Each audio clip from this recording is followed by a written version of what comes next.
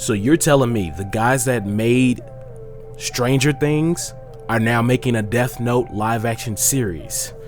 This gives me burning questions. Marvel's gonna show up to San Diego Comic-Con with X-Men 97 and What If Season 2 and Marvel Zombies? What is Jamie Foxx doing hanging out with Snoop Dogg in Los Angeles killing vampires on Netflix? Let me tell you about that today. And we give tribute to the creator of YuGiOh. It's all happening. Welcome to Panel of Frames.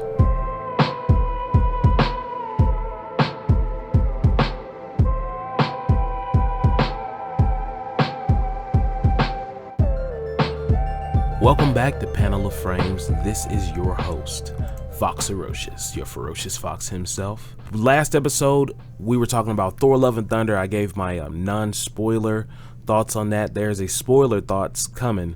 And you know, I think I'm just gonna do all spoiler thoughts because I just want to talk about the movie when I want to talk about the movie. And I want to talk about it in detail. So I'm just gonna skip the non-spoiler stuff most of the time. Maybe sometimes you'll get one. But there's a spoiler Thor: Love and Thunder audio coming soon, so stay tuned for that. We cover geek media in sections, so we're starting with the media news. You heard earlier about the Death Note stuff and the Marvel stuff, and then we move on to the video game news. We're going to be talking about Terminator and all that. So before we get started, I just want to tell you how you can support the show. You can download it, I think, from anywhere, right? You might be listening on Spotify. You can save us to your phone. You can follow and share the podcast with your friends, your fellow geeks. And we just launched the new website, panelofframes.com. You can sign up for our email list there if you want to get podcast updates reliably and directly. But you can also just go up there and chill out. And we appreciate the support. Let me start our first story off. The media stories of our media stories by telling you I have seen Stranger Things seasons 1 through 3. I'm gonna watch 4, and I will tell you how I feel about 4 because a lot of people have been raving and loving it. After I could have sworn people stopped watching Stranger Things, but I mean there was a huge break because of the sickness that was happening. Imagine my surprise, because I love Stranger Things, most of it, like a good 90% of it. Imagine my surprise to know that the creators, the Duffer Brothers themselves, they grew up on Twin Peaks. They started a production company. I was like, whoa. Maybe if I had watched Stranger Things season 4 already, because I think maybe that's when they showed their name of their production company. Or maybe I'm wrong.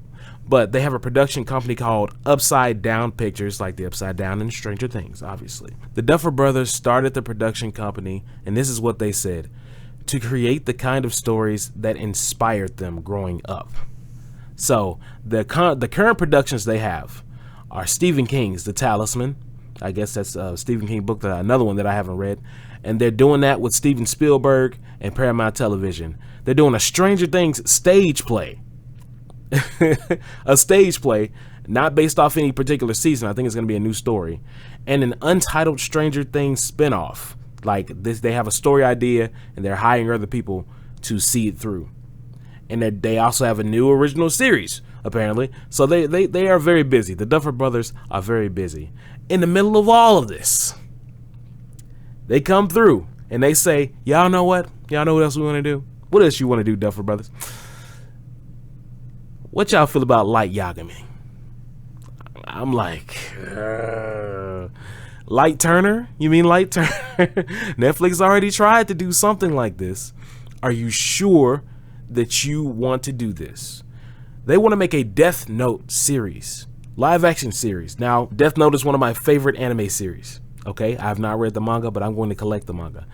It is my favorite, one of my favorites, not my favorite, but it is one of my favorite top 10, top 20 anime series. I've seen both Japanese movies. I haven't seen the L Change the World, but I've seen the Death Note Part 1 and Death Note Part 2 Japanese movies, and I like them better than the actual ending of the anime. Near and Mellow, I was just like, meh. So I really liked the ending of the movie better than the anime. So I was like, wow, this actually improved. And the CG, while it didn't age too well, when it came out, I was like, I mean, that's Ryuk. That's how he looks. I'm down. All right. And then it came out, Netflix came through years later and decided that they wanted to put half of the Naked Brothers band as Light Turner in an Americanized, whitewashed, colonized version of Death Note on Netflix. I'm like, bro, I'm open-minded. I like the Nicky Brothers Band show. I like some of their music. I don't wanna go to school. I'm cool with that. Let's see what happens.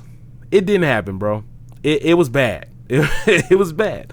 They ruined Light's character. Ryuk is the only person in the show that acted how he was supposed to act. And L, played by Lakeith Stanfield, he halfway through the movie, he just turned into, I'm gonna shoot Light. Like he was L for the first half, and then the second half he turned into like an FBI agent type dude. I was like, this might as well have been named something completely different. Ryuk, I feel like Ryuk came from the anime universe to see what this version of Light would be like, and he was sorely disappointed with the rest of us. Now Misa, she took his qualities, the anime version of Light's qualities, down to saying, give me my book. And I'm like, yo, kick her out of the Ferris wheel. Anyway, that movie was trash. It was a travesty.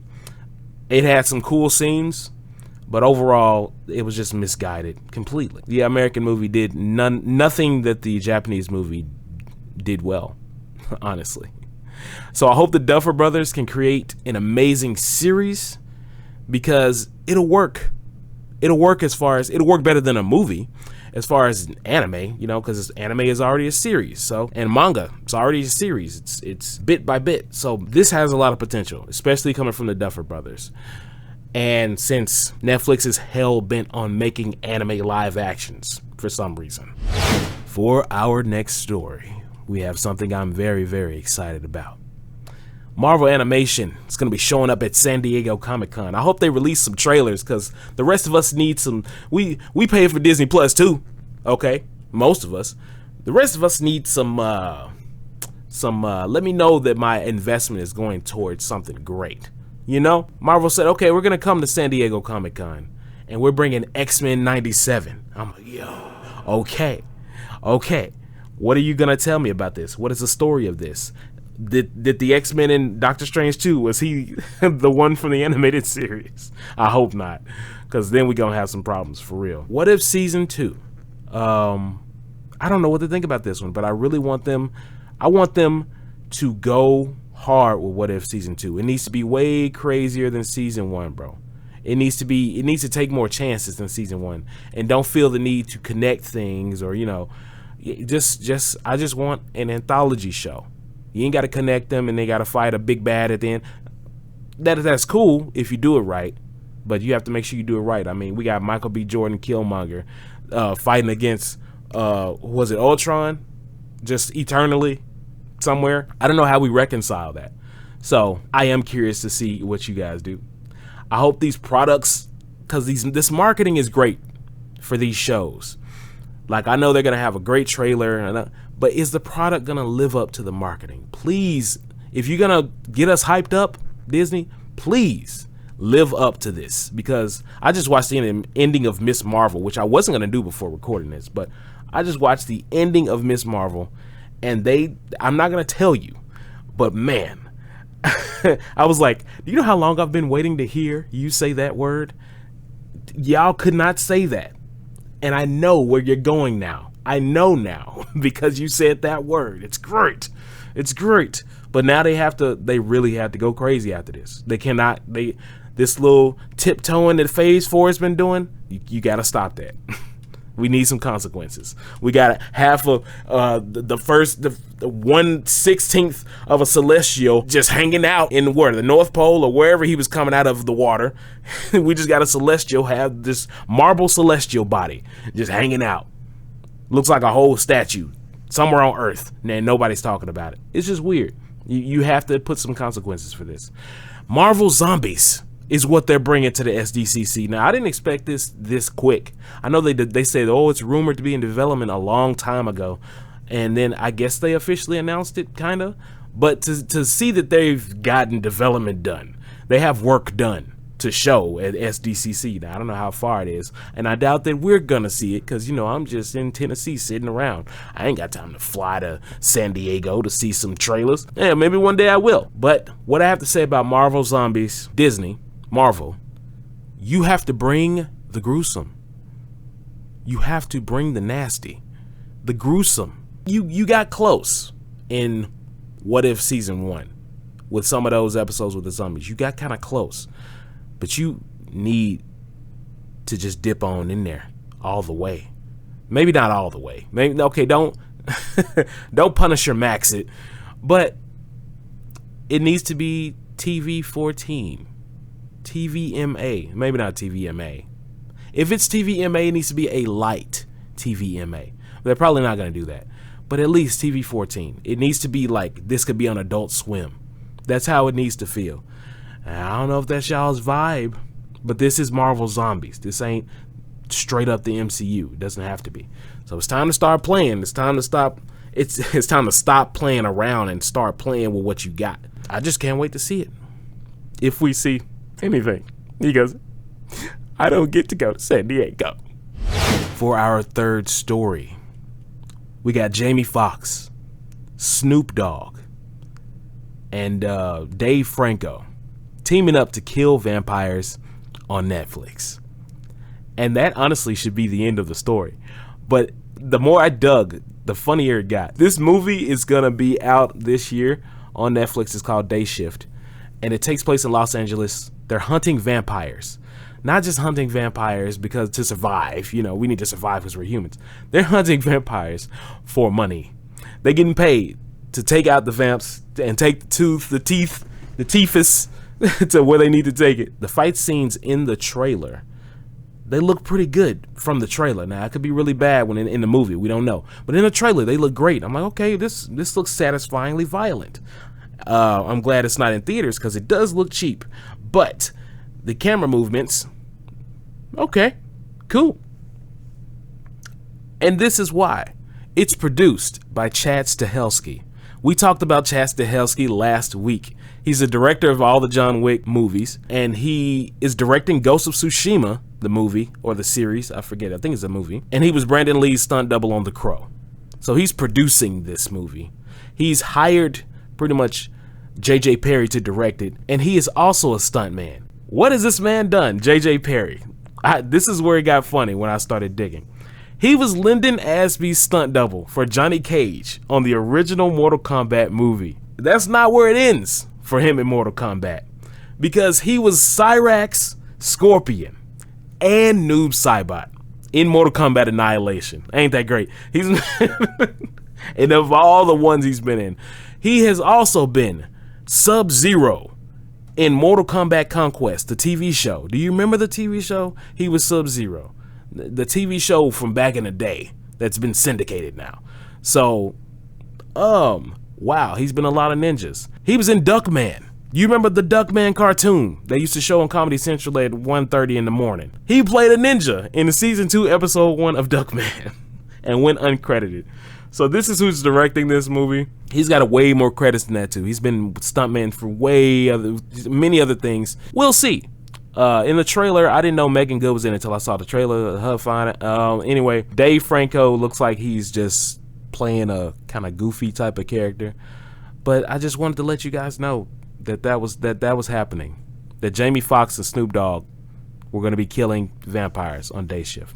Check that trailer out when you can. It's a fun trailer. I hope the movie's good.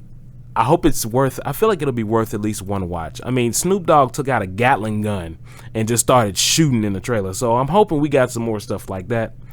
We'll see. Just an interesting story. This last media topic for this week is a sad one. Kazuki Takahashi, he created YuGiOh, the popular manga series YuGiOh, and supervised on the anime series. I grew up with the anime series. I used to get Shonen Jump to read YuGiOh. Takahashi drowned on July 4th, officials are saying, 2022, while snorkeling. And they said he had shark bites. So it was likely a shark attack. So I just wanted to pay some tribute. His manga YuGiOh has sold over 40 million copies as of this date. He received the Inkpot Award from Comic-Con International in 2015 for his contributions to the comic book industry. And his favorite mangas were JoJo's Bizarre Adventure, Dragon Ball, and Akira. And his favorite American comic book character was Hellboy. He was 60 years old. Rest in peace, Mr. Takahashi. All All right, I had to get a little somber just now because that did make me sad when I learned that. But now we got to switch over to some gaming and tech news. And we got some things here that I'm very excited about. Just like I told you earlier, I'm a huge Death Note fan. Guess what other kind of fan I am? I'm a huge Terminator fan, to the point where I will apologize for some of the bad movies, but there's some things that I will not apologize for, like John Connor being the Terminator that one time, and no, we're not doing that, okay? But as far as gaming, I've always wondered why they haven't delved far enough into the robots versus humans things, especially since automation is taking a bunch of jobs. Guess what? They are making an open world survival game for the Terminator series, announced by Nacon, who are also making a RoboCop game, and their RoboCop game features the original actor for RoboCop, Peter Weller. So that's pretty cool. I wonder if Arnold's gonna come back for this. You never know. You never know. And I don't know what type of game this is gonna be.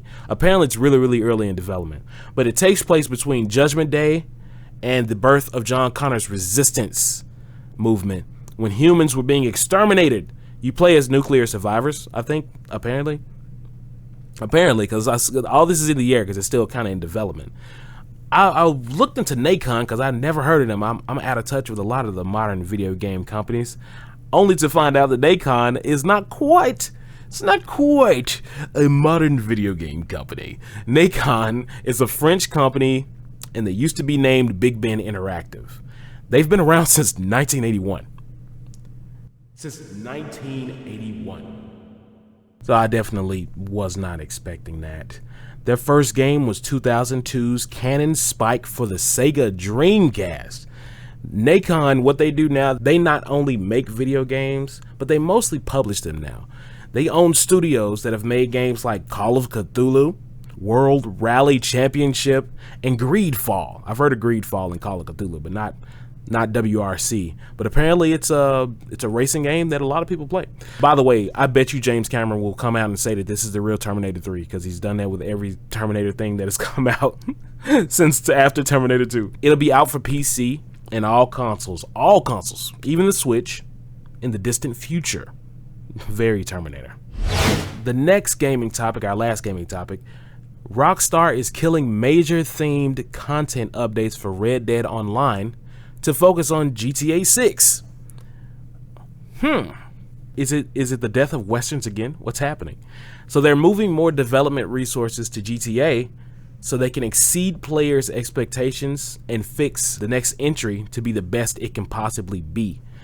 And as a result of this, because apparently Red Dead, I don't have Red Dead Online, apparently it's been dying for the last 6 to 8 months. So much so that on Twitter they have a hashtag called #Save Red Dead Online. I'm like, wow, they really didn't give y'all anything for this game, did they? I wonder, Grand Theft Auto is such a huge thing, especially the online. It's such a huge thing, and it's been around forever. It's been around 5 years longer than Red Dead 2. I was going to say, well, Red Dead 2 is an old game, and it might be time to slow down on updates anyway, but GTA 5 released like 2013 or something.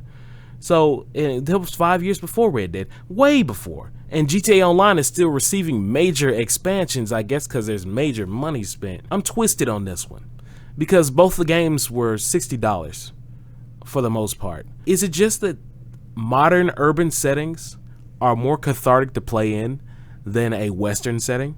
Could that be it? Because this is peculiar. I would think that they would keep both systems up and running, but I guess Red Dead is... Think about the audience that Red Dead targets too. I guess Red Dead is...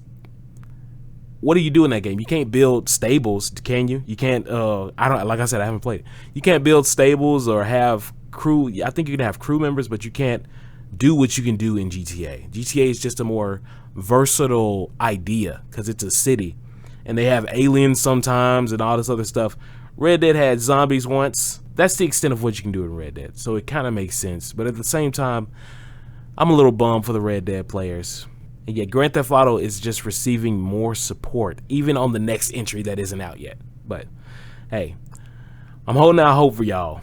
Maybe one more big content update for Red Dead. But I'll be over here playing Marvel Ultimate Alliance 3 on the Switch. And guys, that is going to be all for this week on Panel of Frames. I'll be back next Wednesday. Thank you for listening. And yeah, if you wanted to support the show, you can download the show to your Android and iOS devices. Follow and share the podcast to your fellow friends, your fellow nerds, your fellow geeks, so they can listen to something while they're driving. Check out our new website, panelofframes.com. You can find our archives there. You can sign up for our email list so you can get podcast updates reliably and directly without having to go through all this algorithm mess. I was in a crazy accident 2 days ago as of this recording, and I really appreciate those that reached out to me and were glad that I was okay. I'm glad that I'm okay. So for those of y'all that don't know, I'm not going to get too far into it. I was going off the interstate. I just got done door dashing, so I was gonna get some Wendy's. I was coming off the interstate as somebody was getting onto the interstate using the off ramp, so we ran right into each other, like head-to-head collision.